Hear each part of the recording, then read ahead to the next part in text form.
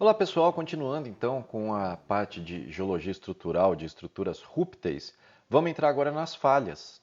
As falhas são descontinuidades planares entre blocos de uma rocha e o que vai caracterizar a falha é a ocorrência de um movimento diferencial entre os blocos. O movimento pode ser distensão, distensão, cisalhamento, torção. A dimensão vai variar muito. Pode ser desde uma escala mineralógica, cristalográfica, até escalas continentais. Igual a gente já viu no anterior, a escala está diretamente associada. Aqui está muito bonito, é uma falha onde a gente consegue ver uma descontinuidade claríssima entre as camadas, onde houve uma descida desse bloco aqui e um surgimento desse bloco, um surgimento relativo desse bloco que está aqui à direita. Então, tem diversas formas da gente classificar as falhas. Uma delas é quanto ao movimento, outra é quanto à geometria, quanto ao rejeito, a gente vai ver o que é rejeito. Vamos ver, na verdade, diversos exemplos de como que a gente classifica essas falhas. Aqui é o clássico, a gente já viu na aula de tectônica, quando eu tenho uma falha normal no regime de extensivo, ou seja, um bloco desce em relação ao outro, o bloco que seria a capa, ou seja, o meu plano está mergulhando aqui, o bloco daqui está descendo. O inverso disso, em algo compressivo, eu tenho a capa subindo, eu tenho o teto subindo. E a gente ainda tem os rejeitos direcionais, que ele pode ser tanto algo sinistrógeno, ou seja, num sentido anti-horário, ou algo destrógeno, num sentido horário. A gente vai olhar isso mais para frente. Vamos começar então vendo alguns elementos geométricos da falha. Primeiro, o plano onde tem um deslocamento, aqui dá para ver que eu tenho um bloco aqui e um segundo bloco aqui que desceu. Aqui é o tracejadinho, é onde esse bloco de baixo estava inicialmente. Então, eu tenho o plano de falha, que é esse plano onde eu tenho deslizamento. Tenho a capa ou teto, que é o bloco que se situa acima do plano de falha. E eu tenho a lapa ou muro, que é o bloco que se situa abaixo do plano de falha. Então a capa ou teto, se vocês forem pegar em artigo, vocês vão ver que vai estar como ring wall. E a lapa ou muro, vocês vão ver como foot wall, o bloco de baixo. Outras coisas que a gente tem, no plano de falha, a gente vai ter o espelho da falha. É uma superfície lisa, geralmente brilhante, normalmente vai estar cheia de estrias de atrito. Essas estrias são formadas quando a gente tem o deslizamento entre um plano e outro. Vou colocar algumas fotos bem bonitas de estrias aqui desses planos de falha. A gente ainda tem o traço ou a linha da falha. Isso é a linha formada na interseção do plano de falha com a superfície. Então, o plano de falha está aqui, a minha linha de falha está bem aqui, ó. Eu tenho a linha bem marcada entre o meu teto e o meu muro, ou a minha lapa, ok? Então, eu tenho o plano de falha, eu vou ter o meu teto, ou o meu ring wall, o meu muro, ou lapa, ou footwall, eu vou ter o espelho de falha que está aqui no plano, e eu vou ter a minha linha de falha aqui. Classificação quanto à atitude é de acordo com o rejeito. O rejeito, ele é um movimento absoluto, pode ser absoluto ou relativo, né, dependendo do corte que eu tiver, que é caracterizado de acordo com o meu mergulho da falha. Rejeito, então, vai ser o deslocamento relativo entre dois pontos que antes eram adjacentes e ficaram opostos com a falha. Eles foram afastados com a falha. Então, por exemplo, aqui eu estou junto, larguei aqui, eu tenho essa parte de rejeito. O movimento, então, ele pode ser puramente normal, ele pode ser puramente reverso, igual a gente já viu em algumas na parte de tectônica. Nesse caso, a linha de maior declividade do meu plano de falha vai estar paralelo à movimentação da minha falha, ou seja, a linha de maior declividade desse plano será paralela ao movimento, ao deslocamento do meu material. Ela pode ser também puramente cisalhante. E aí, o que eu tenho é que o meu movimento ele vai ser paralelo a uma horizontal do meu plano de falha. Então, nesses casos aqui, nesses dois casos aqui de baixo, eu tenho o meu plano aqui e o meu movimento é paralelo à horizontal desses planos. E por fim, ele ainda pode ser oblíquo ou rotacional, que aí a gente olha, por exemplo, aqui, o bloco de cima ele está subindo não simplesmente como algo reverso, mas também como algo direcional. E aí, nesse caso, ele não é nem puramente reverso, ele não é nem puramente normal. O plano de falha ele vai ser paralelo a uma orientação de um movimento cisalhante, nesse caso aqui o oblíquo, e aí a gente vai ter que esse movimento ele é diagonal, ele vai ter uma seta, ele vai formar uma angulação dentro do meu plano de falha. A gente já viu alguma dessas coisas aí na aula de tectônica. Repara aqui, eu tenho um dobramento e gerei o meu primeiro plano de falha. Aqui é o clássico de movimentos reversos, eu tenho cavalgamentos ou falhas reversas. Eu começo primeiro com uma dobra, com algo dúctil, até que eu rompo o meu limite de elasticidade e formo algo rúptil, algo quebradiço. Vou formando as minhas falhas. As falhas que estão aqui com uma vergência, ou seja, com uma orientação de acordo com o movimento, eu chamo elas de falhas de cavalgamento, falhas reversas, e as que estão contrárias aqui, como se fosse um escape do meu material, são as falhas de retrocavalgamento.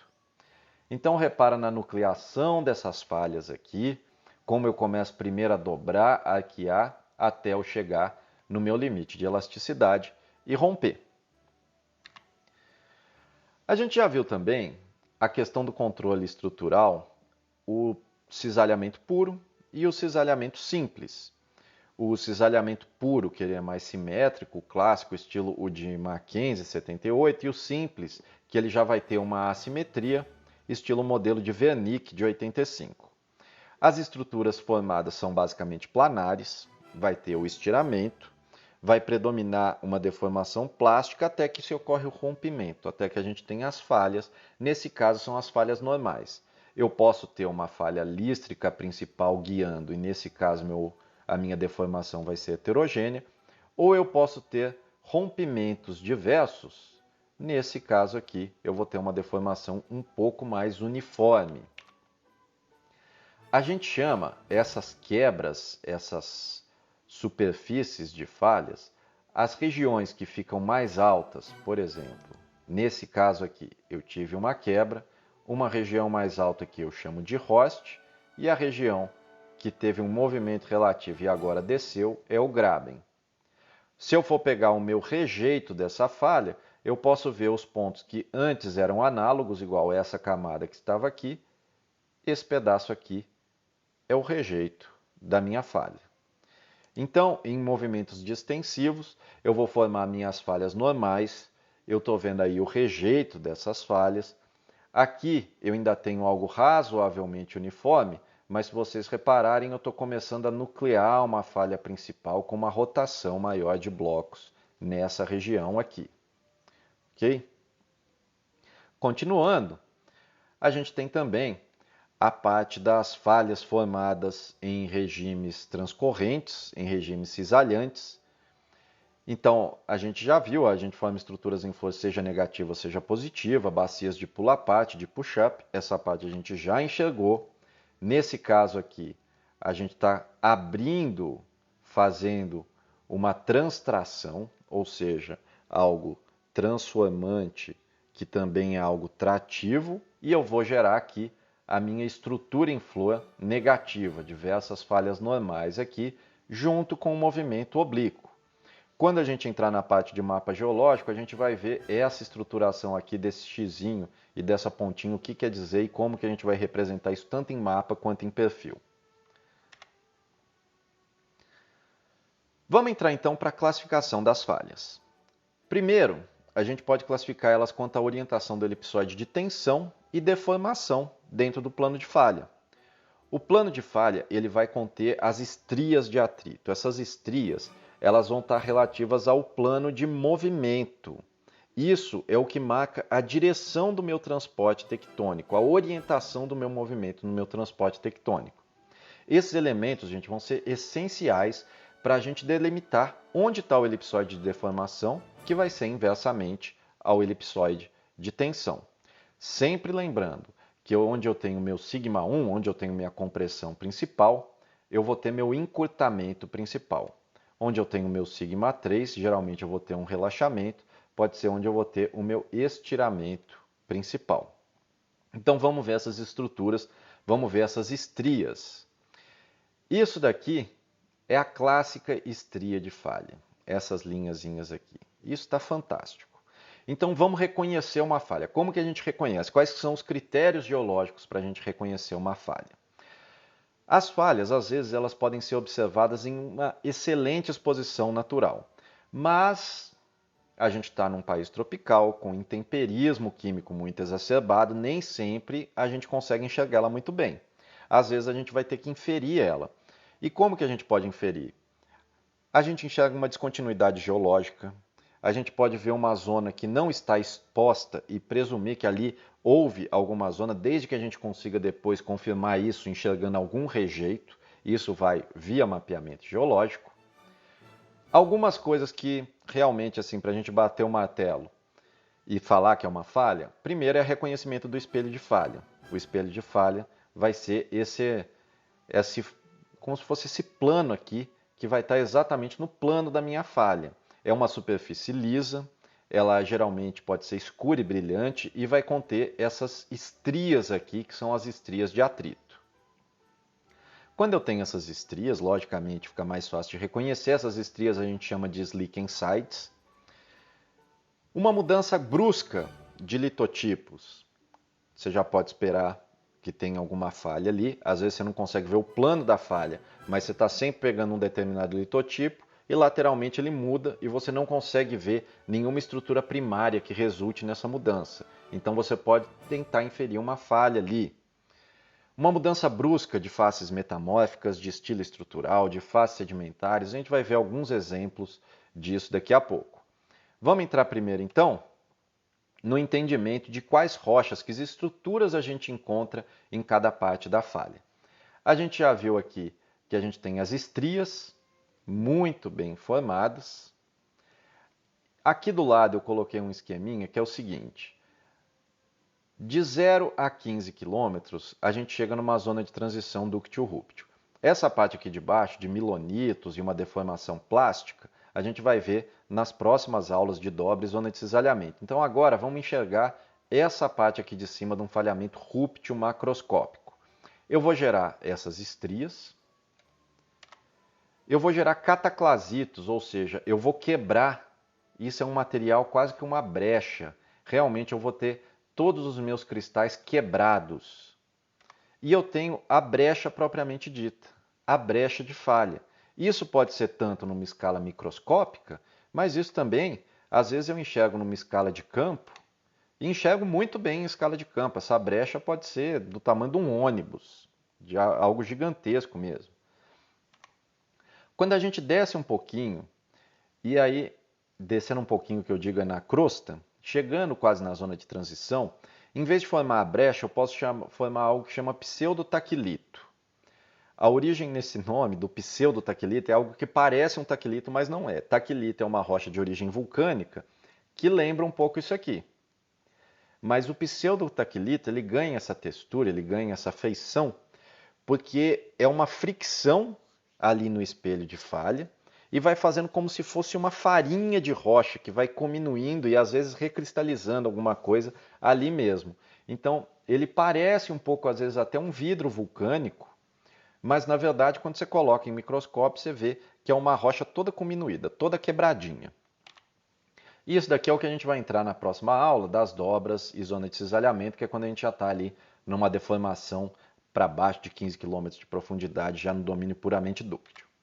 Então, continuando, sobre as estruturas que a gente vê nas falhas, aqui está dando para ver as estriazinhas, né?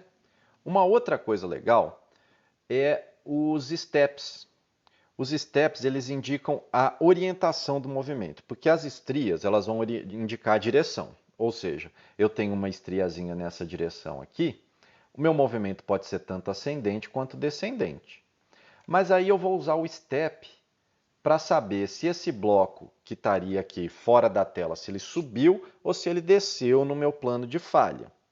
As estrias, então, elas são formadas pelo deslizamento, mas esse deslizamento ele pode ser normal, ele pode ser reverso, ele pode ter qualquer orientação. A gente vai olhar, então, esses stepzinhos aqui. Nem sempre eles são tão fáceis de reconhecer assim. Como que ele forma? Aqui em cima tem um desenhinho que ajuda bem a entender. Se eu tenho um deslocamento e eu vou formando estrias, em alguns momentos eu posso gerar umas quebras. E essa quebra aqui que vai ser o meu step. A partir do momento que eu erodir toda a minha capa, ou seja, todo o meu ring wall, toda a minha parte de cima e o meu plano de falha estiver exposto, eu consigo enxergar os meus stepzinhos.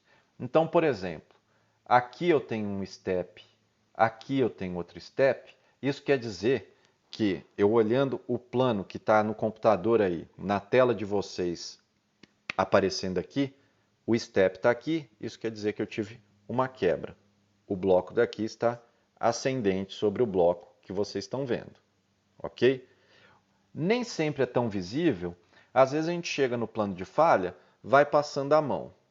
E aí quando a gente encontra uma resistência a passar o dedo, é onde estão os steps. Então se eu encontrei a resistência aqui, quer dizer que o plano se quebrou dessa forma. Outra coisa que geralmente tem em plano de falha é venulação, porque a falha ela marca uma descontinuidade muito marcante. Marca uma descontinuidade marcante, desculpa o pleonasmo, mas é muito comum a presença de fluido, porque o fluido ele busca um local de escape, ele busca um local de descompressão. Então, nesses casos aqui é um artigo do Richardson que é de ouro orogênico. Aqui são veios de quartzo com depósito de ouro que é muito comum estar associado a falhamento, muito comum mesmo. Uma outra parte, a gente tem aqui um exemplo, um outro critério geológico para reconhecimento de falhas, é a mudança brusca de faces sedimentares. Essa daqui é a falha de McConnell, ela joga carbonatos do Cambriano em cima de sedimentos do Cretáceo Superior e é simplesmente fantástica a descontinuidade que ela forma.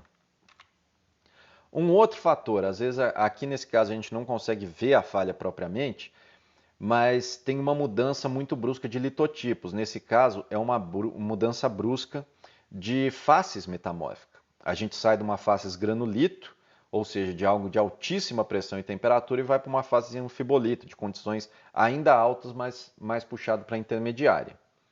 Essa é uma região montanhosa aqui, para se ter uma noção desse mapa.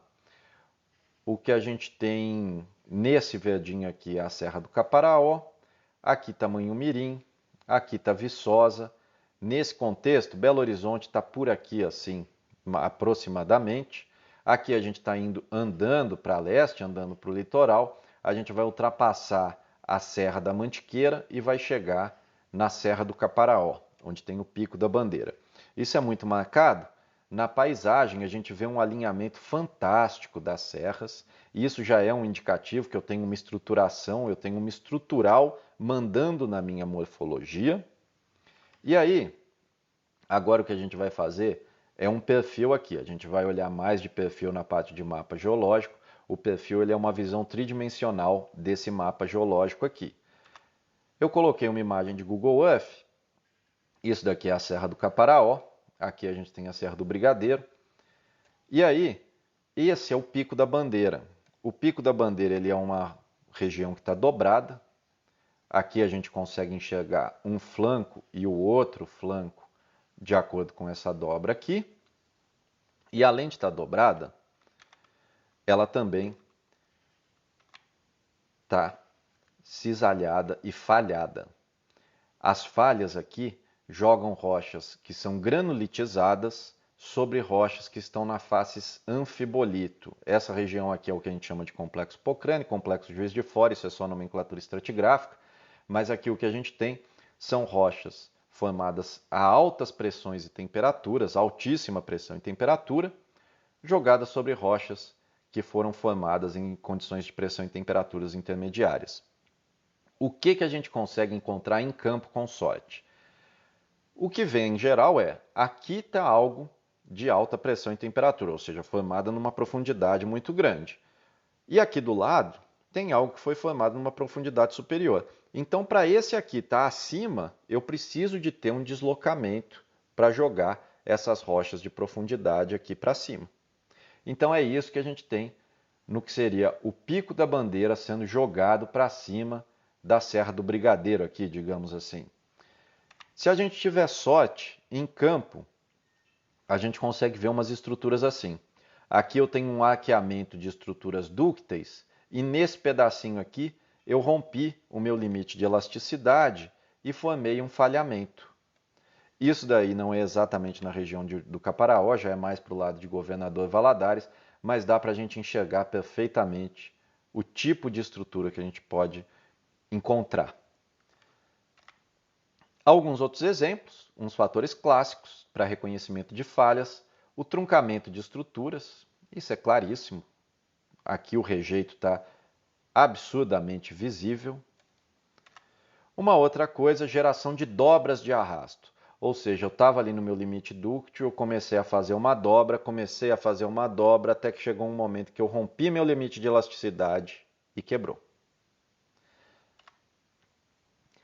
Outros critérios para reconhecimento de falha são critérios geomorfológicos. Deslocamentos em serras, desvios de anomalias, assim, eu tenho um padrão de drenagem sempre constante, de repente ele muda, altera o padrão de drenagem, então já posso esperar que houve alguma mudança geológica. Quando eu tenho facetas triangulares ou trapezoidais, quando eu tenho escarpas muito íngremes marcadas, provavelmente eu tenho alguma estrutura bem marcante ali. E um exemplo clássico é a falha de Salvador. Ela é muito bem vista ali na região do elevador Lacerda. O elevador Lacerda ele está exatamente num plano de falha, e esse plano de falha ele tem mais de 6 mil metros de rejeito, ele tem pelo menos 6 mil metros, porque aqui em cima o que aflora é uma parte de embasamento, é uma rocha cristalina, e aqui embaixo, na Cidade Baixa, a gente tem toda uma sequência sedimentar. Essa pilha sedimentar tem 6 quilômetros de profundidade. É onde começa a ter o embasamento aqui.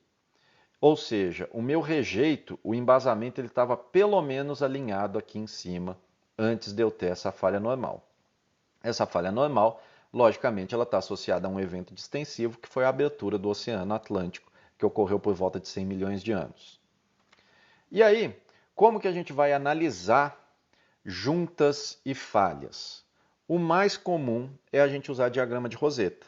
A gente vai estudar isso um pouco mais quando a gente entrar na última etapa do curso, que é de mapa geológico, mas é bom vocês já entenderem que as descontinuidades, as juntas, as falhas, as fraturas, a gente usa muito diagrama de Roseta. O diagrama de Roseta a gente não consegue ver o mergulho, mas a gente consegue ver a orientação. Como as fraturas é muito comum ter um ângulo um pouco mais elevado, o principal é a gente saber qual que é o azimuth dela, qual que é a orientação dela. Lógico que dá para usar também o diagrama clássico da rede de Schmid-Lambert, não tem problema, mas a Roseta a gente consegue enxergar e identificar melhor a família de fraturas. É a forma mais clássica de representar, é o jeito que a gente encontra na maioria de trabalhos e relatórios para tudo quanto é lado, seja ele acadêmico ou puramente técnico. Ok? A partir da próxima aula, então, a gente entra na parte dúctil com dobras e depois termina a zona de cisalhamento antes de entrar no mapa geológico. Valeu!